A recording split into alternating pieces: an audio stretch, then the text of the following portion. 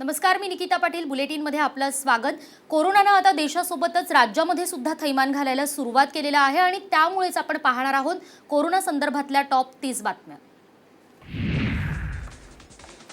मुख्यमंत्री उद्धव ठाकरे यांच्या आमदारकीबाबत निर्णय घेण्याच्या मुद्द्यावर आज सायंकाळी 6 वाजता महाविकास आघाडीचे नेते राज्यपालांना भेटणार आहेत. अजित पवार, बाळासाहेब थोरात आणि एकनाथ शिंदे हे आघाडीचे नेते राज्यपालांना भेटणार आहेत. तर राज्यपाल नियुक्त सदस्यांच्या माध्यमातून उद्धव ठाकरेंची विधान परिषदेवर नियुक्ती करावी अशी शिफारस राज्य मंत्रिमंडळानं 15 दिवसांपूर्वी केली आहे. त्यावर अद्याप राज्यपालांनी कोणताही निर्णय घेतलेला नसल्यानं संबंधित शिफारशीवर निर्णय घेण्याची विनंती ही राज्यपालांनी या शिष्टमंडळामार्फत केली जाणार आहे.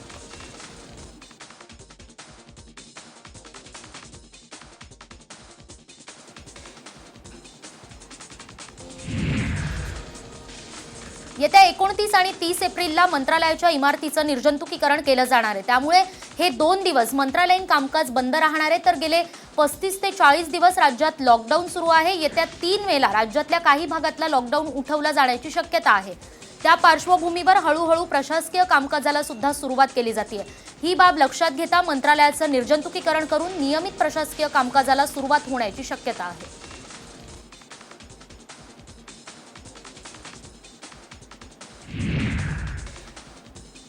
राज्याची आर्थिक परिस्थिती सुधारण्यासाठी मोठ्या निधीची गरज आहे आणि मिळेल तेवढं कर्ज काढा, तसंच केंद्राकडून जास्तीत जास्त मदत मिळवण्यासाठी प्रयत्न करा असा सल्ला माजी मुख्यमंत्री पृथ्वीराज चव्हाण यांनी वित्तमंत्री अजित पवार यांना दिलाय. शिवाय गरज भासली तर केंद्राला जास्तीच्या नोटा सुद्धा छापाव्या लागतील अशी शक्यताही त्यांनी वर्तवली आहे. गेले 35 ते 40 दिवस राज्यासोबतच देशभरात लॉकडाऊन असल्यानं राज्याची अर्थव्यवस्था संकटात आहे. रोकड चणचण सुद्धा भासतीये. त्या पार्श्वभूमीवर पृथ्वीराज चव्हाण यांनी या सूचना केल्या आहेत. माझा अर्थमंत्र्यांना सल्ला आहे की या अडचणींच्या प्रसंगी आपल्याला मिळेल तेवढं कर्ज काढावं लागेल, केंद्र सरकारकडून मिळेल तेवढी मदत घ्यावी लागेल आणि केंद्रालाही मिळेल तेवढं कर्ज काढावं लागेल आणि शेवटी केंद्राला नोटा छापाव्या लागतील.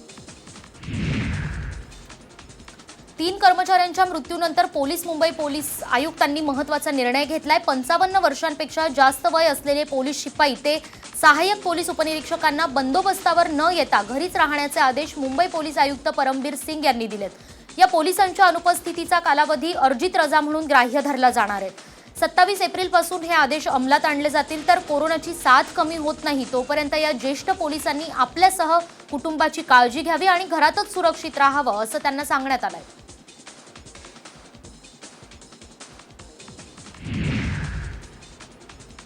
पन्नास वर्षांपेक्षा जास्त वय असणाऱ्या पुणे ग्रामीण पोलीस दलातल्या कर्मचाऱ्यांच्या ड्युटीमध्ये बदल करण्यात आलाय.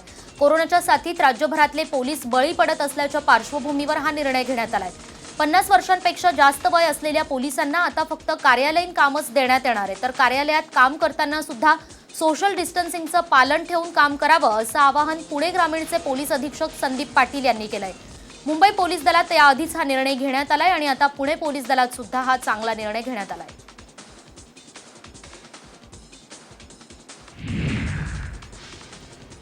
ठाणे महानगरपालिका हद्दीतील वागळे प्रभाग समिती क्षेत्रात कोरोना रुग्णांची वाढ मोठ्या प्रमाणात झाली आहे. कोरोनाचा प्रादुर्भाव रोखण्यासाठी आजपासून वागळे प्रभाग समितीचं संपूर्ण कार्यक्षेत्र हे 3 मे पर्यंत पूर्णतः बंद ठेवण्यात येणार आहे. या परिसरातील नागरिक तसंच स्थानिक नगरसेवक यांच्याकडून सुरक्षेचा उपाय म्हणून हा परिसर पूर्णपणे बंद करण्याबाबतची मागणी होत होती. त्यामुळे महापालिकेनं हा निर्णय आता घेतलाय.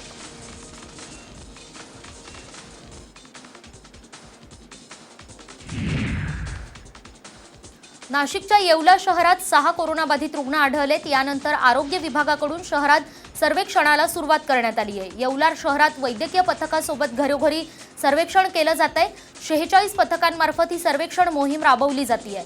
कोरोनाबाधित रुग्ण आढळलेल्या भागापासून 3 किलोमीटरचा परिसर प्रशासनानं सील केलाय. तर नागरिकांनी घराबाहेर पडू नये असं आवाहन प्रशासनाकडून केलं जात आहे.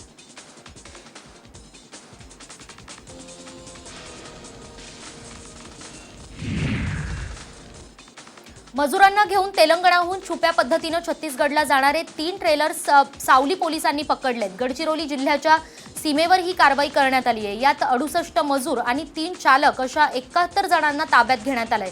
त्यांची वैद्यकीय तपासणी करून त्यांना क्वारंटाईन करण्यात येणार आहे.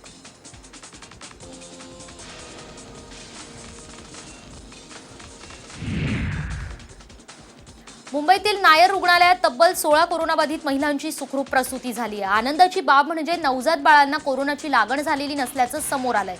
कोरोनाचा संसर्ग झालेल्या अनेक गर्भवतींची नाव नोंदणी केलेल्या प्रसूतीगृहांनी त्यांना दाखल करून घेण्यासाठी नकार दिला। मात्र संसर्ग झालेल्या अशा 16 जणींची सुखरूप प्रसूती बीएमसीच्या नायर रुग्णालयामध्ये करण्यात आली आहे। सर्व बाळ सुद्धा सुरक्षित आणि सुखरूप आहेत आणि या महिलांसाठी स्वतंत्र वॉर्डही तयार करण्यात आलाय।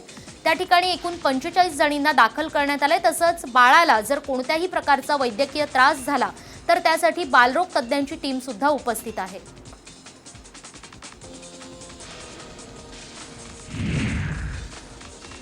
अकोल्यामध्ये कोरोना रुग्णांच्या संख्येत वाढ होते। या ठिकाणी आणखी तिघांचे अहवाल हे पॉझिटिव्ह आलेत। सिंधी कॅम्प परिसरातल्या एका रुग्णाची पत्नी आणि त्याच्या दुकानात काम करणाऱ्या कामगाराला सुद्धा कोरोनाची लागण झाली आहे। तर बैतपुरा भागातील एका 3 वर्षीय बालकाचा फेर तपासणीचा अहवाल पॉझिटिव्ह आल्यानं चिंता वाढली आहे।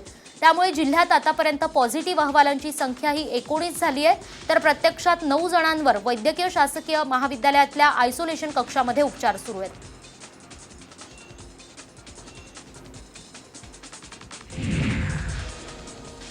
जळगाव जिल्ह्यात आणखी 2 कोरोनाबाधित रुग्ण आढळले। त्यापैकी एक रुग्ण हा पाचोरा इथला 92 वर्षीय पुरुष आहे, तर एक अमळनेरमधली 90 वर्षांची महिला आहे। या दोन्ही रुग्णांचा अहवाल येण्यापूर्वीच मृत्यू झालाय। जिल्ह्यात आतापर्यंत कोरोना रुग्णांची संख्या ही 24 झाली आहे आणि यापैकी 9 रुग्णांचा मृत्यू झालाय। जळगावमध्ये कोरोना प्रादुर्भाव वाढतोय आणि त्याला आळा घालण्याचं मोठं आव्हान प्रशासनासमोर आहे।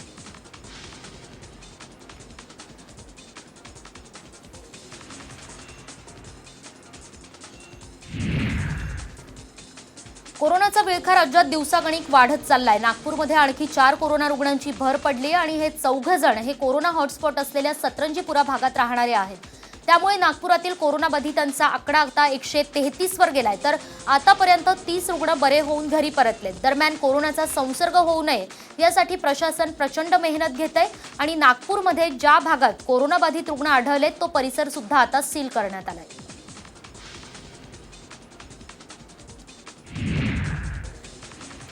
कोरोनाचा संसर्ग टाळण्यासाठी नागपुरात पोलीस प्रशासन आणि सामाजिक संस्थांच्या माध्यमातून जनजागृती केली जाते।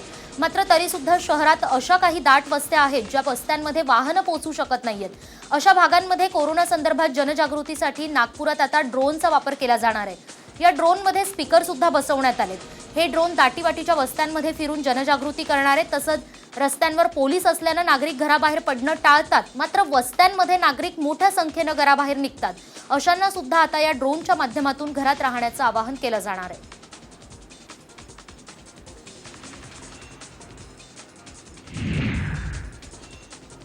पिंपरीतल्या काळेवाडी परिसरात एका पोलिसाला बेदम मारहाण करण्यात आल्याची घटना घडली आहे। विनाकारण रस्त्यावर फिरणाऱ्यांना या पोलिसांना हटकलं आणि या हटकल्यानंतर या तिघांनीच पोलिसांवर हल्ला केला। इथल्या भारतमाता चौकामध्ये ही घटना घडली आहे। तर युनुस गुलाब अत्तार, मतीन युनुस अत्तार आणि मोईन युनुस अत्तार अशी आरोपींची नावं आहेत। महत्त्वाचं म्हणजे मतीन हा स्वतः पोलीस दलामध्ये कार्यरत आहे, तर शंकर विश्वंभर कळकुटे असं मारहाण झालेल्या पोलीस कर्मचाऱ्याचं नाव आहे।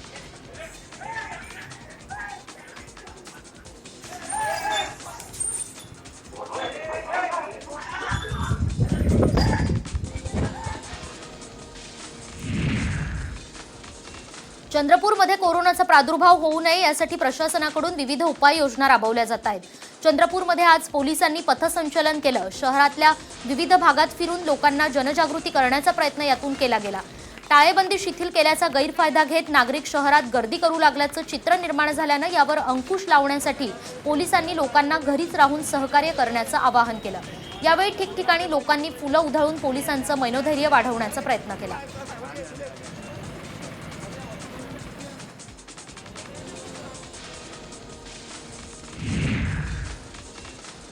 कोरोनाच्या संकटातही काही ठिकाणी रेशन दुकानदारांची दादागिरी सुरूच आहे। नंदुरबार जिल्ह्यातल्या करंजवेल वाटवी खुर्द गावात रेशन दुकानदारानं लाभार्थ्याला मारहाण केल्याचा आरोप केला जातोय।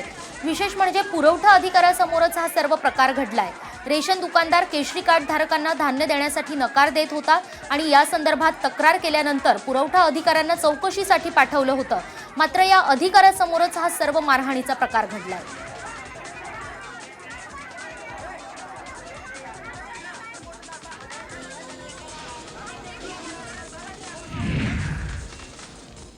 सिंधुदुर्ग जिल्ह्यातील कणकवलीतील आठवडी बाजार बंद ठेवण्यात येणार आहे। कणकवलीतल्या व्यापारी संघटनेनं आठवडी बाजार बंद ठेवण्याचा निर्णय घेतलाय। दर मंगळवारी कणकवलीमध्ये आठवडी बाजार भरतो, पण यावेळी लोकांची होणारी संभाव्य गर्दी लक्षात घेता मार्केट बंदचा निर्णय घेण्यात आलाय। तसंच पोलीस प्रशासनानं सुद्धा कणकवली शहर बंद ठेवण्याचा निर्णय घेतलाय। मेडिकल्स वगळता कणकवलीतली सर्व दुकानं ही आता बंद ठेवण्यात आली आहेत, तर गर्दी टाळण्यासाठी खबरदारी म्हणून हा निर्णय घेण्यात आलाय।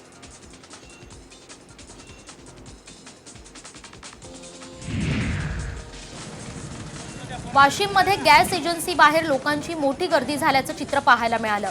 सकाळी 8 ते सायंकाळी 6 वाजेपर्यंत गॅस घरपोच मिळण्याचे आदेश असताना सुद्धा नागरिकांनी सकाळपासून गॅस एजन्सी बाहेर लांबच लांब रांगा लावल्या आणि यावेळी गॅस पुरवठादारांनी गर्दीतल्या लोकांना कोरोनाचं गांभीर्य लक्षात आणून देत गर्दी न करण्याचं आवाहन केलं।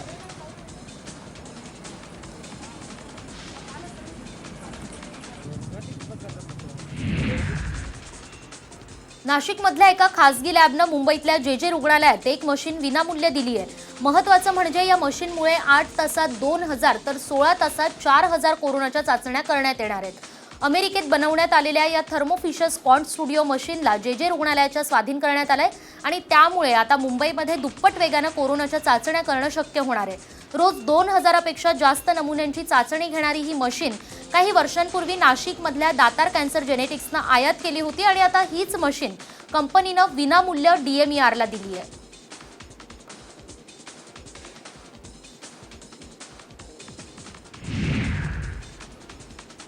सार्वजनिक आरोग्य व्यवस्थेच्या सक्षमीकरणासाठी पुणे आणि पिंपरी चिंचवड शहरातील बांधकाम व्यावसायिकांची संघटना असलेल्या क्रेडाई पुणे मेट्रोनं पुढाकार घ्यावा असं आवाहन पुण्याचे महापालिका आयुक्त शेखर गायकवाड यांनी केलं होतं आणि या आवाहनाला प्रतिसाद देत केवळ 8 दिवसांच्या विक्रमी कालावधीत पुणे महापालिकेच्या शिवाजीनगरमधल्या दळवी रुग्णालयात क्रेडाई पुणे मेट्रोनं अद्ययावत असा अतिदक्षता विभाग उभाही केलाय। या अतिदक्षता विभागाच्या उभारणीसाठी 1 कोटी रुपये इतक्या निधीची आवश्यकता होती आणि हा सर्व निधी क्रेडाई पुणे मेट्रोतर्फे उपलब्ध करून देण्यात आलाय। या अतिदक्षता विभागात खाटा, व्हेंटिलेटर, डिफिलेटर, सक्शन मशीन आणि ECG मशीन अशा एकूण 40 अद्ययावत उपकरणांचा समावेश आहे। कोरोनाबाधित रुग्णांना या सुविधा आता लवकरच उपलब्ध होणार आहेत।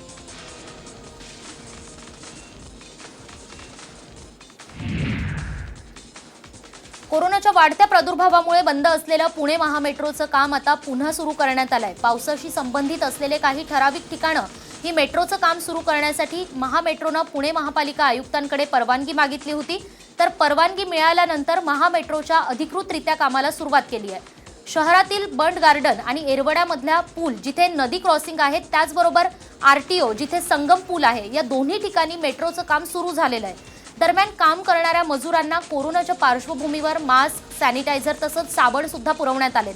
या मजुरांची वारंवार आरोग्य तपासणीही केली जाणार असल्याचं पुणे मेट्रोतर्फे स्पष्ट करण्यात आलंय।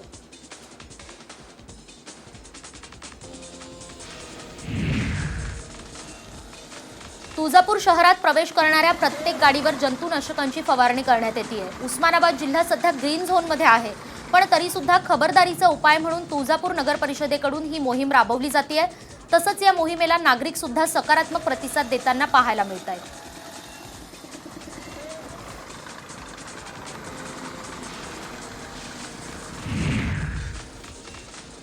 जालना पोलिसांनी गावठी दारूच्या हातभट्ट्यांविरोधात कारवाई केली आहे। शहरातल्या कैकाडी मोहल्ला भागात पोलिसांनी सर्च ऑपरेशन राबवत घरात गावठी दारू तयार करण्यासाठी जमिनीत पुरलेल्या 7 ड्रममधून 1400 लिटर सडवा नष्ट केलाय।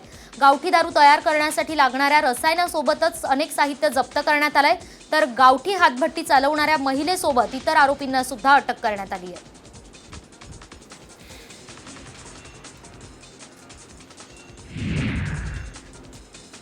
नागपूरमध्ये औषधांच्या नावाखाली मद्य तस्करीचा प्रकार समोर आलाय। नागपूर जिल्ह्याच्या भिवापूर तालुक्यातून नागपुरात आलेल्या एका कारमधून औषधांसोबत विदेशी मद्याच्या बॉटल्स या पोलिसांनी जप्त केल्यात। या प्रकरणी पोलिसांनी 4घांना अटक केली आहे आणि यातील एक जण हा औषध दुकानाचा मालक आहे। 4ही आरोपी नागपूरमध्ये राहणारे आहेत। या कारच्या समोरच्या काचेवर अत्यावश्यक सेवा आणि औषधी असं लिहिलं होतं, तर कारची तपासणी केल्यावर औषधी बॉक्स खाली मद्याचे बॉक्स आणि सुमारे 2.25 लाख रुपये पोलिसांना आढळले। या कारवाईमध्ये कारमध्ये पोलिसांना मद्याच्या लहान मोठ्या अशा 259 बॉटल सुद्धा आढळल्या आहेत।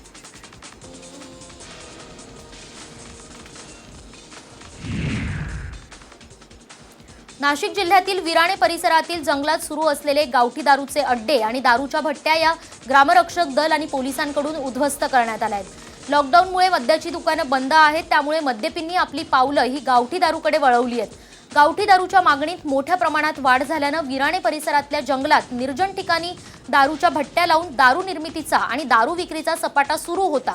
पण याची माहिती मिळाल्यानंतर ग्रामरक्षक दलानं पोलिसांच्या मदतीनं जवळपास 3000 लिटर दारूसोबतच 20 अवैध दारू भट्ट्या या उद्ध्वस्त केल्या आहेत। अवैध दारू विक्रेत्यांविरोधात पोलिसांनी आता गुन्हा दाखल केला आहे।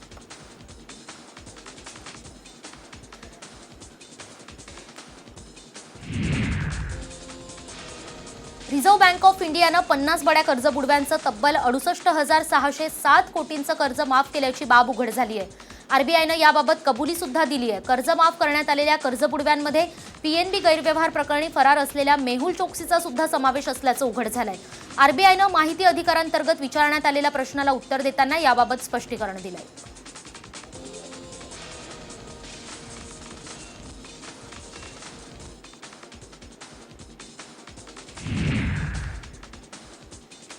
देशात लॉकडाऊन असलं तरी या काळात बँका मात्र सेवा देत आहेत। मात्र मे महिन्यात बँका या 13 दिवस बंद राहणार आहेत आणि त्यामुळे लोकांना अडचणींचा सामना करावा लागू शकतो। पुढच्या महिन्यात असणाऱ्या सुट्ट्यांचा विचार करता तुम्ही बँकेशी संबंधित काही महत्त्वाची कामं आताच उरकून घ्या, कारण लॉकडाऊनमुळे सर्व बँका या ऑनलाईन सेवा देत आहेत, पण बँकेमध्ये प्रत्यक्षात जाऊन करण्यासारखी अत्यंत महत्त्वाची जर कामं असतील तर ती आधीच करून घेणं हिताचं ठरणार आहे।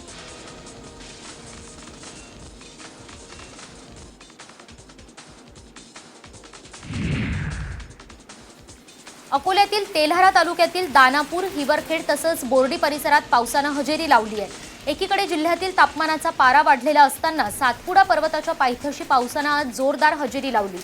या पावसाच्या सरींमुळे उकाड्यापासून नागरिकांना दिलासा मिळाला आहे।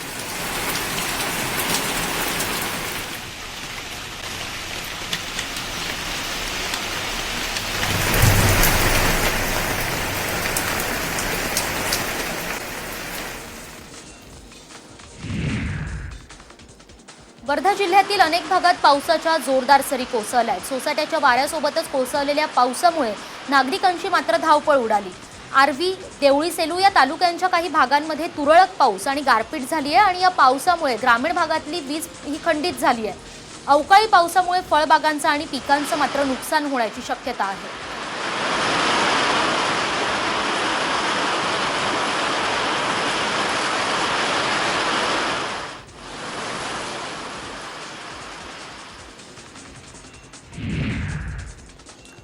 तर गडचिरोलीला अचानक झालेल्या चक्रीवादळाच्या तडाख्यात शहरातील आठवडी बाजाराशेजारी असलेला बीएसएनएलचा टॉवर हा कोसळलाय। सुदैवानं यात कोणतीही जीवितहानी झालेली नाही।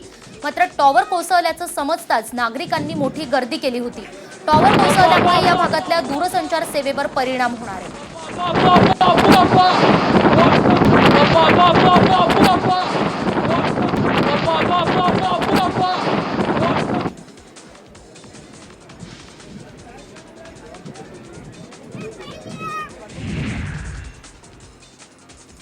ज्येष्ठ महिला विधिज्ञ आणि सामाजिक कार्यकर्ता अपर्णा रामतीर्थंकर यांचं आज निधन झालंय। पॅरालिसिसचा झटका आल्यानं महिनाभरापासून त्यांच्यावर सोलापुरातल्या अश्विनी सहकारी रुग्णालयामध्ये उपचार सुरू होते। उपचारादरम्यान त्यांचं निधन झालंय। त्या 65 वर्षांच्या होत्या।